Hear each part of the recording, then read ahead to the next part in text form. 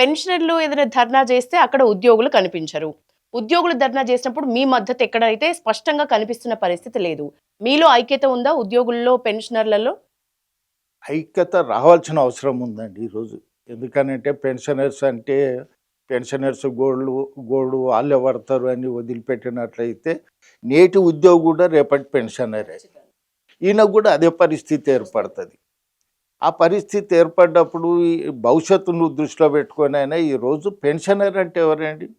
ఇక సర్వీస్ అయిపోయింది, నీ ఏజ్ బార్ అయిపోయింది, నువ్వు సర్వీస్ చేయలేవు కనుక నువ్వు ప్రశాంతంగా జీవితాన్ని గడపాలనే ఉద్దేశంతో ఈరోజు రిటైర్మెంట్ ఇచ్చి వాళ్ళకి రావాల్సిన బెనిఫిట్స్ ఇవ్వాల్సిన అవసరం ఉంది. కానీ ఆ బెనిఫిట్స్ గురించి కూడా ఈరోజు ధర్నాలు చేసే పరిస్థితి ఏర్పడ్డదంటే ఎంత దురదృష్టకరమో ఒకసారి ఆలోచన చేయాల్సిన అవసరం ఉంది. ఈరోజు ప్రతి పెన్షనర్ కూడా ఇప్పుడు ప్రశాంతంగా జీవించాలనే సమయంలో కూడా ఈరోజు రోడ్డెక్కాల్సిన పరిస్థితి ఏర్పడుతుంది, ధర్నాలు చేయాల్సిన పరిస్థితి. దానికి కూడా ఈరోజు ఉపాధ్యాయ ఉద్యోగ సంఘాలు కూడా కొన్ని సంఘీభావం తెలిపే విధంగా ప్రయత్నం చేస్తుంది. సంఘీభావం కాదు వాళ్ళు తెలపాల్సింది, ఉద్యమాన్ని చేపట్టాల్సిందే వాళ్ళు. ఎందుకనంటే వాళ్ళు మన మాజీ మన మెంబర్స్ ఉద్యోగస్తులే, రేపు మనం కూడా పెన్షనర్స్గా మారిపోయే అవకాశం ఉంది. కనుక ఆ సమస్యల గురించి ఈరోజు ఉపాధ్యాయ సంఘాలు కానీ ఉద్యోగ సంఘాలు కానీ అన్నీ ఏకీకృతమై ప్రభుత్వంపై ఒత్తిడి తీసుకొచ్చినప్పుడు మాత్రమే ఈ సమస్య పరిష్కారం అవుతుంది. ఇక పెన్షనర్స్ బాధ పెన్షనర్స్ పడతారంటే ఈ సమస్య పరిష్కారం కాదు. వాళ్ళని తప్పకుండా వాళ్ళ ఇబ్బందుల్లో మనం కూడా ఇబ్బంది పెట్టిన వాళ్ళం మనం కూడా ఒక భాగస్వామ్యం అవుతాం అనేది వాస్తవం అనే విషయాన్ని ఐక్యత రావాల్సిన అవసరం అయితే ఉంది, తప్పకుండా ఉందండి. ఐక్యత రాకపోతే ఈ సమస్య పరిష్కారం కాదు. ప్రభుత్వం మీద ఒత్తిడి పెరిగినప్పుడు మాత్రమే సమస్య పరిష్కారం అవుతుంది. సార్, నిన్న కూడా ధర్నా జరిగింది పెన్షనర్లది, ధర్నా చౌక్ దగ్గర. అది దాని విషయం ముందు మాట్లాడదాం. అంతకు ముందు బీజేపీ ఎమ్మెల్సీలు ధర్నా చేసిండ్రు. అప్పుడు మీరు మీ ఫ్యామిలీ గురించి ఒక గొంగడి, ఒక చెప్పుల కథ చెప్పిండ్రు. అదొకసారి మళ్ళీ చెప్పండి. ఇప్పుడు నేను చిన్నప్పటి నుంచి మాది వ్యవసాయ కుటుంబం అండి. వ్యవసాయ కుటుంబంలో మనము జనరల్గా మనం ఏంటంటే ఒక 1 ఇయర్కు జీతాలను కుదిరించుకుంటాం వ్యవసాయ పనులు చేయడానికి.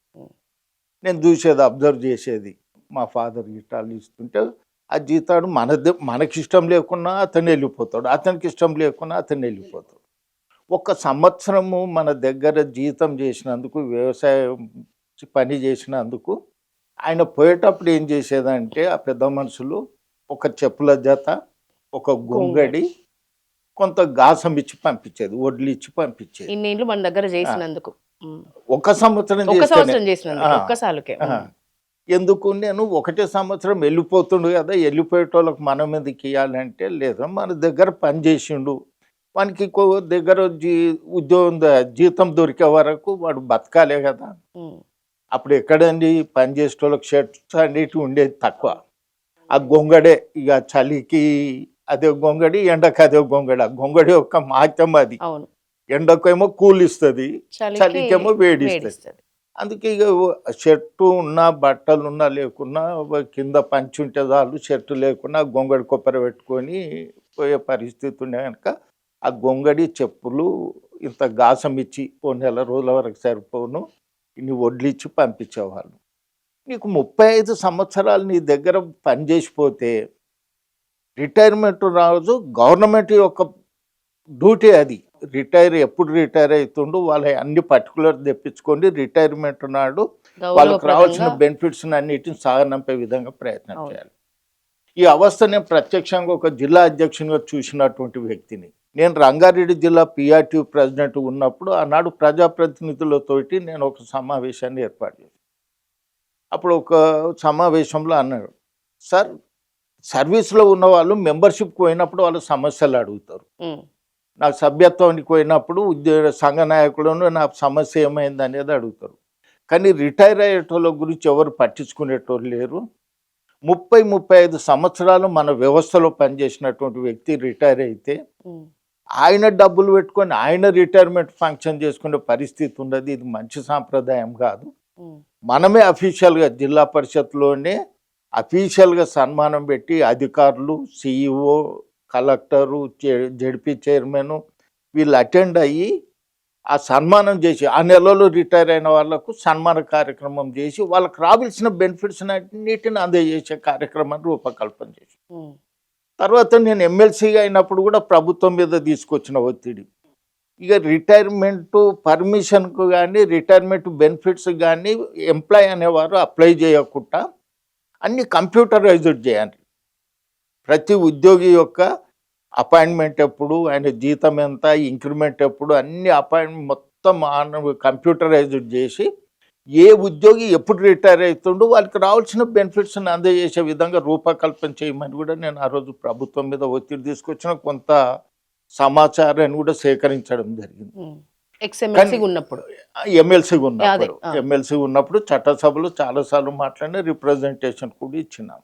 కానీ దురదృష్టం ఏంటంటే ఈరోజు నేను చెప్తున్నా దాదాపు 50 మంది వరకు ఈరోజు ఆత్మహత్య పాల్పడ్డటువంటి సంఘటన.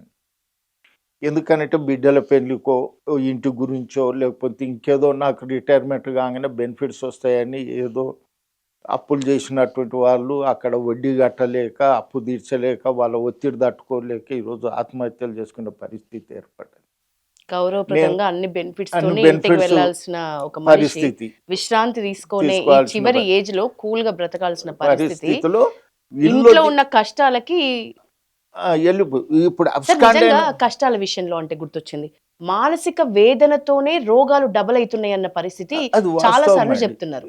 మీ దృష్టిలో ఏమైనా ఒక కేసు ఉందా? అట్లా చాలా ఉన్నాయి. ఆ, ఇప్పుడు సరే ఒకటి దాదాపు రెండు చాలా మంది చెప్పండి. ఒకటి రెండు ఇప్పుడు చాలా మంది ఇబ్బంది పడి ఉమ్, ఇప్పుడు ఎందుకనంటే ఒకటి నేను ఒక ఎగ్జాంపుల్ చెప్తా అండి. నీకు జేబులో డబ్బులు ఉంటే ఆకలి కాదు.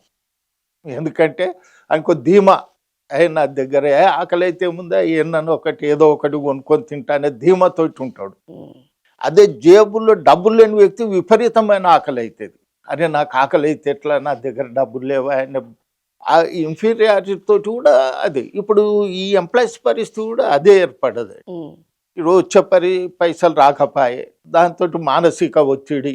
కొంతమంది అయితే ఇల్లు వదిలిపెట్టిపోయినటువంటి సంఘటనలు చూసినాయి. ఇప్పుడు సోషల్ మీడియాలో మీరు కూడా చూసి ఉంటారు, స్క్రోలింగ్ అయింది, పలాని రిటైర్డ్ ఎంప్లాయీ అనే బెనిఫిట్స్ రాకపోతే ఒత్తిడి తట్టుకోలేక ఇల్లు వదిలిపెట్టేటో పారిపోయిండు అనే సందర్భాలు ఉన్నాం.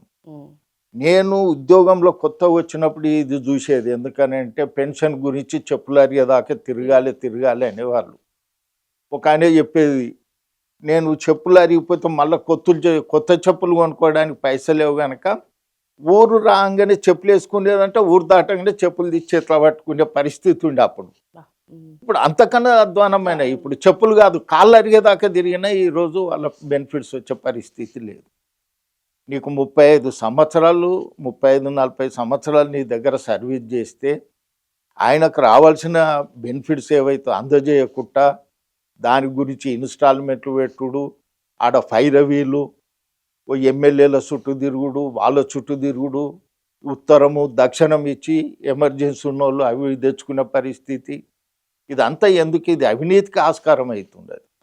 ఇంకా వాళ్ళకు రావాల్సిన బెనిఫిట్సే కాదండి, వాళ్ళు దాచిపెట్టుకున్నటువంటి డబ్బులు, జీపీఎఫ్ అయితే వారు దాచిపెట్టుకున్నటువంటి డబ్బులు ఒక వంతు మీది, ఇంకొక వంతు ప్రభుత్వానికి. ప్రభుత్వంది ఏం లేదు. Okay. ఓన్లీ సిపిఎస్ వాళ్ళకే కాంట్రిబ్యూషన్ ఇస్తుంది ఆహా. ప్రభుత్వము. జీపీఎఫ్ లేదు, జీపీఎఫ్ మీ డబ్బులు మాత్రమే. మన డబ్బులకే జాతీయ పరంగా ఇంట్రెస్ట్ ఫిక్స్ చేస్తే 8% ఆ, ఎంత ఆ interest తో ఇంట్రెస్ట్ ఉంటే ఆ ఇంట్రెస్ట్ తోటి యాడ్ చేసుకుంటూ పోతారు. ఉమ్, వాళ్ళ డబ్బులు వాళ్ళకి ఇవ్వడానికి కూడా ఈరోజు పరిస్థితి లేదు. రిటైర్ అయ్యి 3 సంవత్సరాలైనా ఆ డబ్బులు రాక నువ్వు ఇచ్చే బెనిఫిట్స్ ఇవ్వవు, వాళ్ళు దాచిపెట్టుకున్న వాళ్ళ సొమ్మును కూడా ఇవ్వడానికి ఇబ్బంది పడితే ఎట్లా ఏ విధంగా ఉంటుందో ఒకసారి పరిస్థితి ఆలోచన చేయాలి.